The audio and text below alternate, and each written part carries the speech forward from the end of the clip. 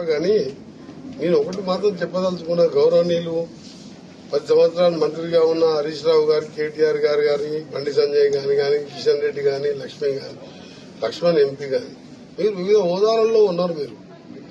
మీరు దీన్ని మేమేదో సినిమా ఇండస్ట్రీకి అల్లు అర్జున్ ని మేము డిఫేమ్ చేస్తున్నామో అల్లు అర్జున్ చెప్పడం తప్పు. ఆ విధంగా మాట్లాడడం ఎట్లా మాటలు వస్తున్నాయి మీకు అర్థమైతలేదు. మేము ఎవరిని తప్పు పడతాం. ఇక్కడ జరుగుని సినిమా హీరోని చూడాలని చిన్నపిల్లలకు కానీ పెద్దోళ్ళకు కానీ క్రేజీ చూడాలనిపిస్తుంది. స్టాంపేడ్లో బౌన్సర్లు పోలీసులు కూడా కంట్రోల్ చేయలేని విధంగా వచ్చిండ్రు. చెప్పినప్పుడు పోలేదని చెప్పి పోలీసు వాళ్ళు ఇచ్చిన రిపోర్టు సీఎం గారు అసెంబ్లీలో ప్రవేశపెట్టడం, అక్బరుద్దీన్ గారు అడగడం, దానికి సమాధానం చెప్పండి. దాన్ని మీరు గోరంతలు కొండంతలుగా చేసి విపరీతంగా మాట్లాడద్దు. ఇది అంతా కూడా మేము మొన్ననే నేను రావడం జరిగింది. ఇమీడియట్ గా సీఎం గారు చెప్పగానే సీఎం గారితో పాటు అంతమంది డాక్టర్లతో మాట్లాడుతున్నాం. ఇలా సినిమా ప్రొడ్యూసర్ గారు కూడా స్వయంగా రోజు నాతో మాట్లాడుతున్నాం. మాకు నిజంగా కూడా 15 రోజులకి వెళ్ళి మాకు సినిమాకు మేము డబ్బుల కోసం కాదు, ఆ వృత్తిలో ఉన్నాం కాబట్టి ఎన్నో సినిమాలు తీసినాం. కొన్నిట్లో లాస్ వస్తుంది, ప్రాఫిట్ వస్తుంది, పైసలు ముఖ్యం కాదు మాకు అని మేము తీసిన మా ప్రొడక్షన్ లో ఒక అమ్మాయి చనిపోవడం, ఒక రేవతి చనిపోవడం మనసు తెలిసిందని చెప్పి మరి ఇప్పుడే నేను వస్తుంటేనే వారు ఎక్కడ కలవడం జరిగింది. అంటే ఓపెన్ గా వారిద్దరు వాళ్ళే మేము అడగలేదు. వాళ్ళేదో ప్రతి ఒక్కరిని బాధ కలిగించే విషయంలో రాజకీయాలు జోడించొద్దని మాత్రం అన్ని పార్టీలో ఉద్యమం చేస్తున్నారు. మీరు అల్లు అర్జున్ సపోర్ట్ చేసిన మీ అల్లు అర్జున్ గారు వాళ్ళన్నా వాళ్ళ ఫాదర్ అన్నా వారు తీసిన ఆహా ఇవాళ తెలుగు మూవీ, దాంతో ఎంతో మంది తెలుగు రాష్ట్రాల్లో ప్రజలు మంచిగా ఎంజాయ్ చేస్తున్నారు. వాళ్ళకు మంచి పేద ప్రజలు మల్టీప్లెక్స్లలో ఎంజాయ్, బయట హోటల్స్ పోలేని వాళ్ళు పేద ప్రజల కోసం మంచి ఛానల్ పెట్టారు.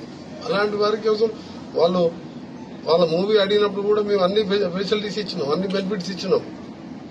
మీరు రాజకీయం చేసి అట్లా చెప్పడం మీ రాజకీయ నిదర్శనానికి, మీ అజ్ఞానానికి నాకు బాధ అనిపిస్తుంది. ఈ ఇన్సిడెంట్ లో మీరు కాంగ్రెస్ పార్టీని తీసుకొచ్చి ఈ పార్టీని తీసుకొచ్చి మాట్లాడడం తప్పది. జరగని సంఘటన జరిగింది, అందరం బాధపడుతున్నాం. కామన్ మ్యాన్, రాజకీయ పార్టీలు కాదు. దయచేసి ఇక్కడికన్నా ఫుల్ స్టాప్ పెట్టమని విజ్ఞప్తి చేస్తున్నాను. నేను అనుకోని సంఘటన జరిగినప్పుడు డెస్టినీ దేవుడు అట్లా రాసి పెట్టిందని, రేవతి మన కళ్ళ ముందర చనిపోయి భర్తను బతికించిందంటే అందరం ఏడుస్తున్నాం. ఒక సీఐ అన్నాడు ఇవాళ నిన్న 15 నా చేతుల్లో చచ్చిపోయింది, నాకు ఏడుపు వస్తుంది, నాకు 15 రోజులకే నిద్ర పడతలేదు. అట్లా ప్రొడ్యూసర్ గాని, నేను గాని, వీళ్ళు గాని, అందరూ ప్రెస్ వాళ్ళం గాని ఇలాంటి టైంలో రోజు ఒక నాయకుడు మాట్లాడడం, ఇప్పటికెళ్ళి నేను రాజకీయాలు మాట్లాడుకుని నేను అవసరం ఉంటే నేను మొన్న చెప్పినా మళ్ళా ఇవాళ వస్తానని చెప్పి రేపు వస్తాను. తప్పకుండా నేను బాధ్యతగా తీసుకుంటాను. గవర్నమెంట్ తో పాటు ఆ పిల్లల్ని చదివించే బాధ్యత కూడా నాదేనని చెప్పి మొన్న చెప్పాను. కోమటిరెడ్డి ప్రతీక్ ఫౌండేషన్ నేను మనీ గురించి అని కాదు, తల్లి లేని పిల్లలు, ఆయన ఆరోగ్యం బాగాలే, ఆయన చేసేది 20-30 వేల నౌకర్లో 20,000 రోజు లివర్ ట్రాన్స్ప్లాంట్ టాబ్లెట్ వేసుకోవాలి. తప్పకుండా కుటుంబాన్ని ఆదుకుంటాను. ట్విట్టర్లో పెట్టాను. చాలా తప్పుడు చర్యలు ఇవి. అందరికీ రిక్వెస్ట్ చేస్తున్నా, ఇది ఎవరు చేస్తున్నో ఎవరు చేపిస్తున్నో ఇవన్నీ చట్టం తన పని తాను చేసుకుంటుందని, ఎవరి మీదకి ఎవరికి దాడి చేసే అవసరం పోకూడదని రిక్వెస్ట్ చేస్తున్నా. మీకు జేఏసీల పేరు మీద మీకు చేతులు జోడించి మీకు రిక్వెస్ట్ చేస్తున్నా. ఇది మంచి సాంప్రదాయం కాదు. ప్రజాస్వామ్యంలో హింసకు తావు లేదు. ఇన్సిడెంట్ జరిగితే పోలీసులు ఉండరు, కోర్టులు ఉండరు, చట్టం ఉండదు, వాళ్ళ పని వాళ్ళు చేస్తారు. కానీ ఏంది నిన్న సీఎం గారు కూడా దాని వెంటనే రాత్రే ఖండించాను. నేను కూడా సినిమాటోగ్రఫీ మినిస్టర్ గా ఖండిస్తున్నా. సినిమా ఇండస్ట్రీ వాళ్ళ జోలికి కానీ, హీరోల జోలికి, డైరెక్టర్లు, ప్రొడ్యూసర్ ఎవరు జోలికి పోదు. వాళ్ళకి ఇంకా సపోర్ట్ చేయాలన్నాను. నాకు ఇలా చిత్రపూర్ గారిలో ఓపెన్ ల్యాండ్స్ ఉన్నాయి.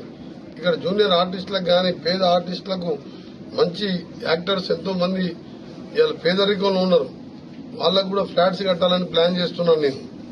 అంతకుముందు పోయిన టీఆర్ఎస్ గవర్నమెంట్ లో ఆ నాయకులు అమ్ముకున్నారు ఫ్లాట్స్, వాళ్ళు ఉంటుండ్రు ఇప్పటికెళ్ళా.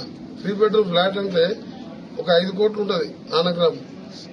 అది కాంగ్రెస్ గవర్నమెంట్ లో ఇచ్చిన ల్యాండ్. అది ఆ రోజు కాంగ్రెస్ ముఖ్యమంత్రి చెన్నారెడ్డి గారు చిత్రసీమను తీసుకొస్తానికి రామారావు కోరిక మేరకు NTR studio, Annapurna studio, Ramanaidu studio, Padmalaya studio, 1000 కోట్లు ఇవాళ ఆస్తులు ఇవాళ తీసుకొచ్చిన ఇండస్ట్రీ కష్టపడి ఆ ఇండస్ట్రీని ఇక్కడనే ఉంచుకుంటాం, వాళ్ళని కాపాడుకుంటాం. ఆ ప్రొడ్యూసర్ని, డైరెక్టర్లని, ఆ జూనియర్ ఆర్టిస్టుని, ఆ హీరోలని ఎవరి జోలికి పోవద్దని వారందరికీ మా పూర్తి సపోర్ట్ ఉంటుంది. మా ముఖ్యమంత్రి సపోర్ట్ ఉంటుంది. సినిమా ఇండస్ట్రీ మినిస్టర్ గా నేను కూడా సీరియస్ గా మీకు వార్నింగ్ ఇస్తున్నా. ఎట్టి పరిస్థితుల్లో ఎవరి దగ్గర పోయినా పోలీసులు మళ్ళీ వాళ్ళ చట్టపరంగా చర్యలు తీసుకుంటారు. దయచేసి మీరు దాని జోలికి వెళ్ళకండి. జరిగిన ఇన్సిడెంట్ అందరం కూడా బాధపడే విషయం. అందరం కలిసి ఒకటే ప్రే చేద్దాం. ఆ అబ్బాయి కోలుకొని ఆ కుటుంబానికి అందరం అండగా ఉన్నామని నా రిక్వెస్ట్. ఎక్కడ పోదు సినీ ఇండస్ట్రీ మద్రాస్ కంటే ఎక్కువ ఫెసిలిటీ ఉన్న స్టేటు ఇండియాలో. రామోజీ ఫిలిం సిటీ లాంటి ప్రపంచ స్థాయి సినిమాలు, హాలీవుడ్ సినిమాలు వచ్చి ఇక్కడ షూటింగ్ చేస్తుంటే తరలిపోతున్నాయని అడుగుతుంటే ఇవన్నీ మీరు సోషల్ మీడియా అందుకనే చెప్తున్నాను. అందుకనే ఇవన్నీ రాజకీయాల కోసం ప్రతిదీ రాజకీయం మాట. ఇంత పెద్ద ఇన్సిడెంట్ జరిగి నాకే ఇవాళ నాకు నా కుటుంబంలో ఒక సభ్యురాలు పోయినంతగా బాధపడుతున్నాను నేను. ఎందుకంటే ఈ చూసిన తర్వాత ఆ కుటుంబం పరిస్థితి చూసి.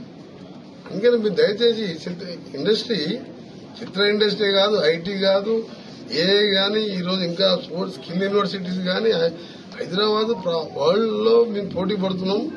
ఇవాళ చెప్పాలంటే అన్ని రంగాలలో కూడా ఫార్మాలో 30% అమెరికా ఎక్స్పోర్ట్ ఫ్రమ్ తెలంగాణ. అలాంటిది డిజిటల్ లింక్ రోడ్డు తీసుకొచ్చి వరల్డ్ మ్యాప్ లో ఉంచాలి అని మైక్రోసాఫ్ట్ అమెరికా తర్వాత వాళ్ళు సెకండ్ క్యాపిటల్, సెకండ్ హెడ్ ఆఫీసులు హైదరాబాద్ లో పెట్టుకుంటున్నారు. గతంలో నేను ఐటీ మినిస్టర్ గా పనిచేసిన. అందుకనే ఏది ఎక్కడ పోదు. దయచేసి మీడియా వాళ్ళు కూడా ఈ స్టాఫ్ ని ఇక్కడ పెట్టి మీరు కూడా అబ్బాయి బులెటిన్ ఇవ్వండి, అబ్బాయి కోలుకోవాలని మీరు ప్రే చేయండి. That's all. అంతే తప్ప అల్లు అర్జున్ ఇండివిజువల్ పేరు తీసుకోకండి. ఎవరు కావాలని చేయరు.